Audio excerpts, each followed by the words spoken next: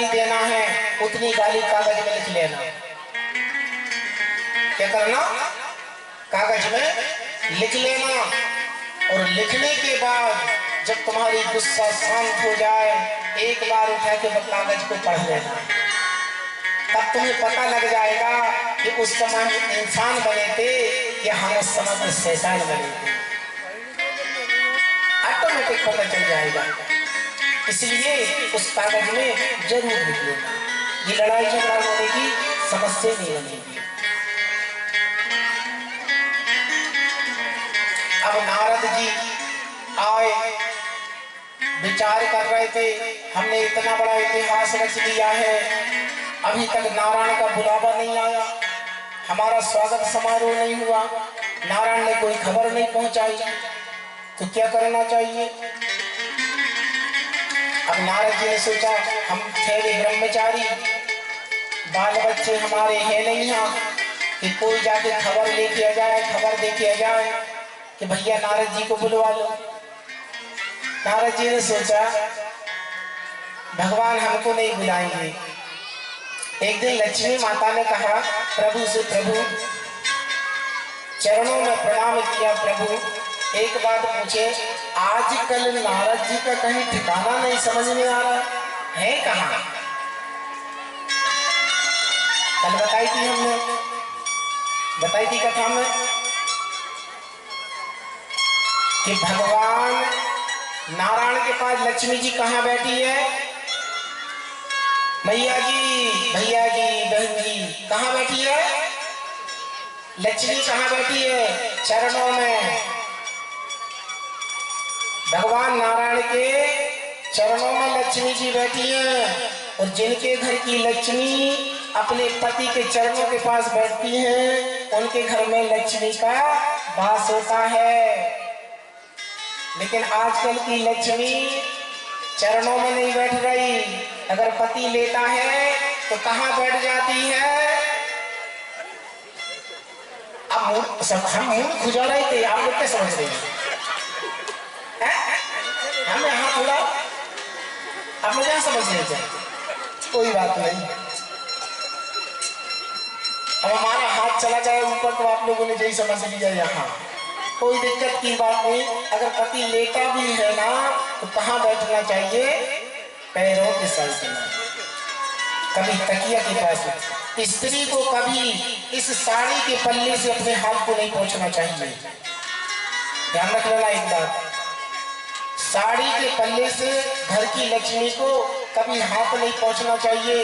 इस हाथ से मौका आ जाए तो भगवान को पहुंच देना, इस आचरण से।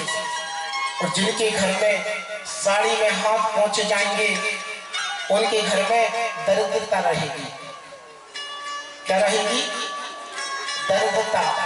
लक्ष्मी छूट, लक्ष्मी नहीं आएगी। घर से अगर पति निकल रहा है तो सबसे पहले घर से पति को आगे निकलना चाहिए, पत्नी को पीछे चलना चाहिए। जिस सिद्धांत को बना लेना, बहुत सिद्धांत है हमारे सनातन धर्म में, कितने बताएंगे हम आप लोगों को। पहले की हमारी माताएं बहनें जो थी ना, वो रोटी बनाती थी तो पहली रोटी कौन को देते थे? गाय को। पहली रोटी हमारी सियानी माताएं, अभी कई घर में नियम है, जो पहली रोटी बना के गौ माता को खिला देती थी और आखिरी की रोटी बचती थी वो बेचारे कुत्ता को दे देती थी, कुतिया को दे देती थी। लेकिन आजकल समय नहीं है, खट खट खट खट खट पहली रोटी बेली, पति को जाना बेचारे को नौकरी, अब भाई पहली रोटी दे दी तो खा गई। तो सास कह रही है जब से जब बहू आई है मेरा लड़का पूछ रहा है बहू के पीछे पूछ रहा है। अब गाय ने हले है ना, गाय की रोटी खा रहे हो और आखिरी की रोटी देना चाहिए कल को कुत्ते को। लेकिन समय की विडंबना, क्षमा करना, जिनके घर में नहीं होता वह आखिरी की रोटी पत्नी खा जाती है। अब जब उसने खा ली तो फिर वह कोई की नहीं सुनती, वह दिन भर घर में भो भो भो।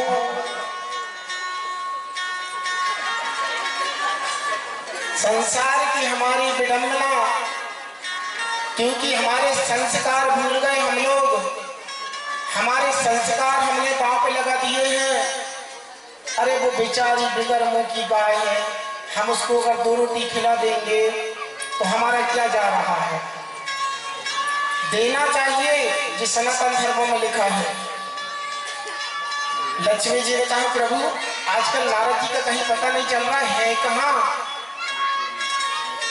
सुनो, भगवान नारायण ने कहा देवी जी आजकल नारद जी ज्यादा उड़ने लगे हैं, हम उनकी खबर अच्छे से लेंगे, क्योंकि उनको एक फोड़ा हो गया है, एक बीमारी।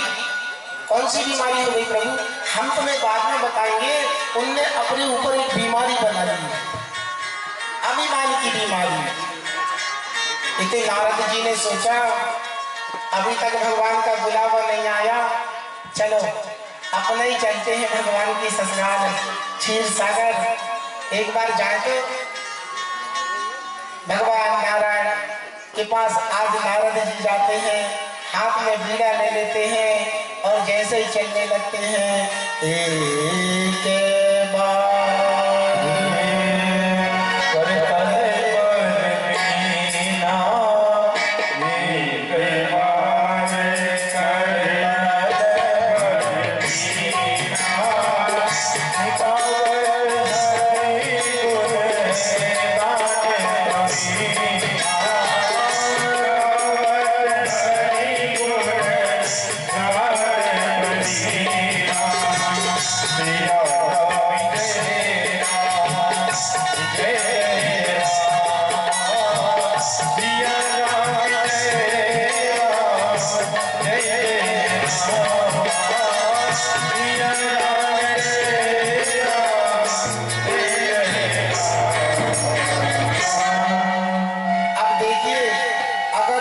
पंक्ति को आप अच्छे से समझेंगे ना, इसको अच्छे से समझेंगे तो देखिए पहले नारद जी भगवान के गीतों के, भगवान के नाम का परिचय रहता था, लेकिन आज हरि गुण तो बाद में गान त्रिबिलना।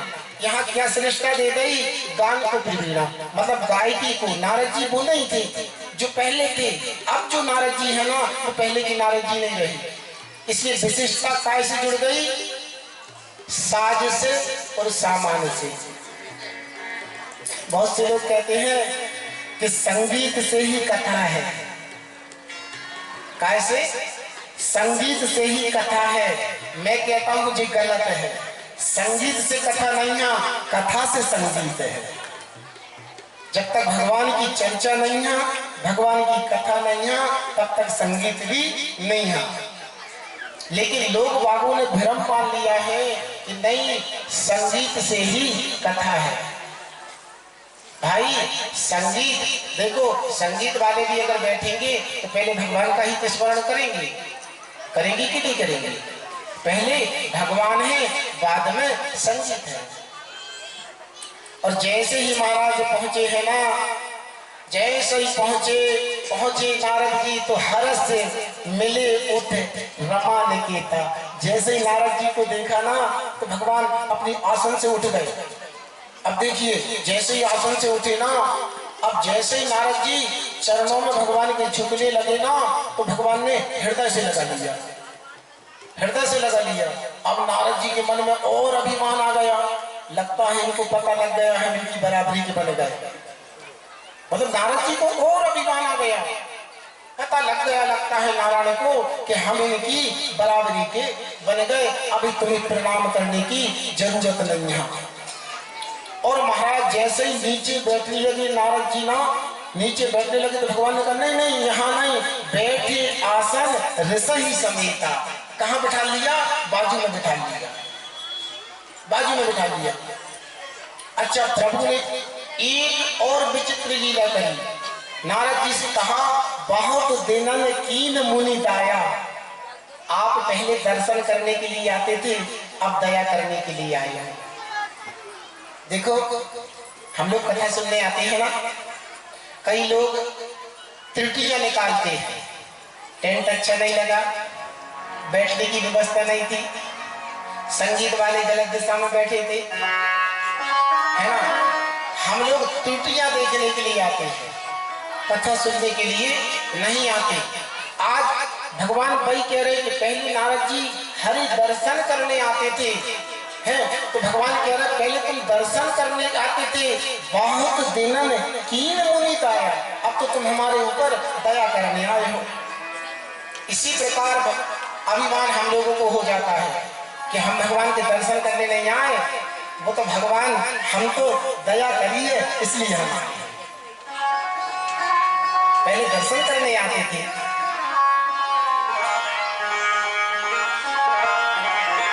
क्योंकि आपको दर्शन की तो अब आवश्यकता नहीं महाराज।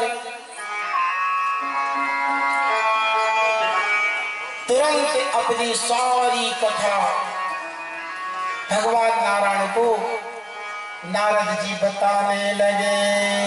अरे काम चरते नारद सबे बासे, काम चरते नारद सबे बासे, काम चरते नारद सबे बासे, काम चरते नारद सबे बासे, जगत प्रथम रे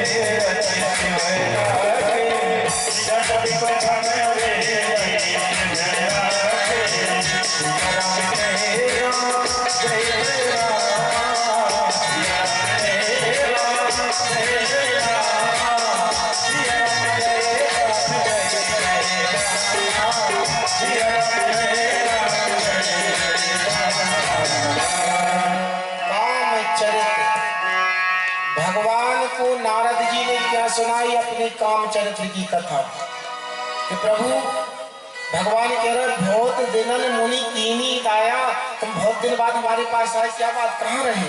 अरे महाराज कुछ मत पूछो, सुध बुध भूल गए थे और महाराज अखंड समाधि लग गई। अच्छा, भगवान ने कहा समाधि? हाँ। अरे महाराज 4 महीना गर्मी के, बरसात के, ठंड के, बरसात गर्मी में भी तुम्हारी समाधि भंग नहीं। अरे महाराज काम आया, काम समाधि भंग करने के लिए, लेकिन फिर भी हमारी समाधि भंग नहीं हुई। भगवान ने कहा अच्छा, रुख बदन कर बचन प्रभु बोले श्री भगवान, तुमरे सुमरन ते मिटहि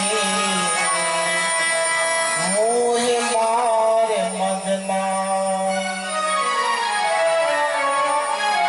नारद जी अब देखिए भगवान ने कह दिया कि जिस सारे तुम्हारे स्मरण से मिटने लगेंगे, पहले भगवान के स्मरण से मिटते थे, अब तुम्हारे स्मरण से मिटने लगेंगे। महाराज ऊपर से तेरा कृपा तुम्हारा सकल भगवाना, ये तो सब आपकी कृपा है, लेकिन अंदर भरा हुआ है अभिमान। क्या भरा हुआ है? अभिमान। भाई हम गंगा नहा के आ गए, और जब हम गंगा नहा के आ गए तो गंगा नहाने के लिए गए और नहा के आए तो तन को धो के आ गए, मन को नहीं धो के आए, अंदर तो अभिमान भरा है। अच्छा जी नारद जी आई है, लेकिन गंगा जी से पूछी थी इनने, नारद जी ने गंगा जी से पूछी थी मैया एक बात पूछे, बोले जी पापी आए हैं तुम्हारी शरण में, जी कह रहे हर हर गंगे और डुबकी मार रहे हैं, पाप धुल गए इनके? मैया ने कहा 100%, जितने गंगा जी में आए स्नान करके सबके पाप धो दिए मैंने, शुद्ध बना दिया। अच्छा मैया कहाँ रखे, कहाँ रखे मैया? हमने नहीं रखे। तो कहाँ रखे? बोले हमने बादल को दे दिए। नारद जी बादल के पास गए, गंगा जी ने जो पाप दिए थे कहाँ है? बोले हमने आकाश को दे दिए। आकाश के पास गए, गंगा आकाश से बोले बादल ने जो पाप दिए थे वो कहाँ है? बोले हमने वर्षा को दे दिए। वर्षा से पूछा जो पाप तुम्हारे पास आए थे वो कहाँ गए? वर्षा ने कहा जो जो धोबे के लाने आए थे उन्हीं के ऊपर वर्षा दिया। जो गंगा जी में धोबे आए थे ना उन्हीं के ऊपर फिर से वर्षा दिया। गंगा नहाने से तन शुद्ध होता है, गंगा नहाने से मन शुद्ध नहीं होता। और शिव पुराण की कथा ऐसी है कि जो तन को भी पवित्र करती है और मन को भी पवित्र करती है। ऐसे शिव पुराण की कथा है। इसलिए रुख बदन कर बचन प्रभु बोले श्री भगवान, तुमरे सुमरन ते मिटहि मोहि मार मदमान। जो नारद जी वहां से भगवान के पास में गए, भगवान ने ऐसी रचना रच दी, ऐसी रचना रची जैसे अपन फिल्म देखते हैं ना, फिल्म टीवी में बैठ के एक स्क्रीन पे, बड़ी स्क्रीन पे ऐसे सब कुछ बना दिया जहां से नारद जी को निकलना है। ऐसी रचना करी भगवान ने, अपनी माया को फैला दिया। बाबा लिखते हैं ना, अरे श्रीपति निज माया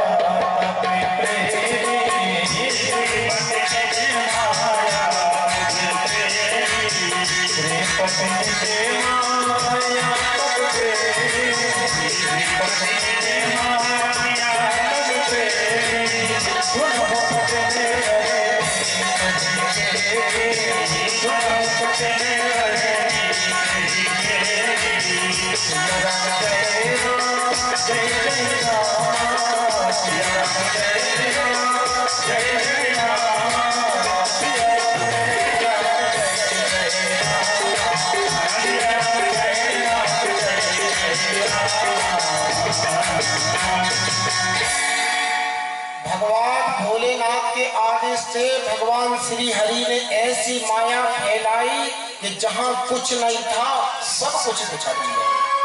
ऐसी सुंदर नगर, तोरण पताकाएं लग रही हैं, फूल लग रहे हैं, बाजे बज रहे हैं, सहनाई बज रही है। अब देखिए जहां कुछ नहीं था वहां एक नगर बस गया। अभी अभी नारद जी यहीं से निकल के भगवान नारायण की शरण में गए थे, तब कुछ नहीं था वहां, और लौट के आए तो नगर बस गया। जहां पर शीलनिधि राजा अपनी पुत्री विश्वमोहिनी का स्वयंवर कर रहे थे। अच्छा क्या हो रहा था? विवाह। क्या हो रहा था? विवाह। तो विवाह में संतों को क्या काम, कोई काम रहता है इनका। अब वहां एक कन्या वर का खोज कर रही है, उसका विवाह कर रही है, उसका विवाह हो रहा है, तो संतों का क्या काम वहां? नारद जी ने सोचा एक काम करते हैं, चलो तनक चल के देख लेते हैं। अब जो कुछ काम बिगड़ता है वो तनक में ही बिगड़ता है, ज्यादा में थोड़ी बिगड़ता है। जो भी काम बिगड़ता है वो थोड़े से में ही बिगड़ता है, ज्यादा में ज्यादा काम नहीं बिगड़ता। और जो भगवान की माया, भगवान भोलेनाथ की माया ही है, और यहां से ही शिव पुराण की कथा प्रारंभ होती है।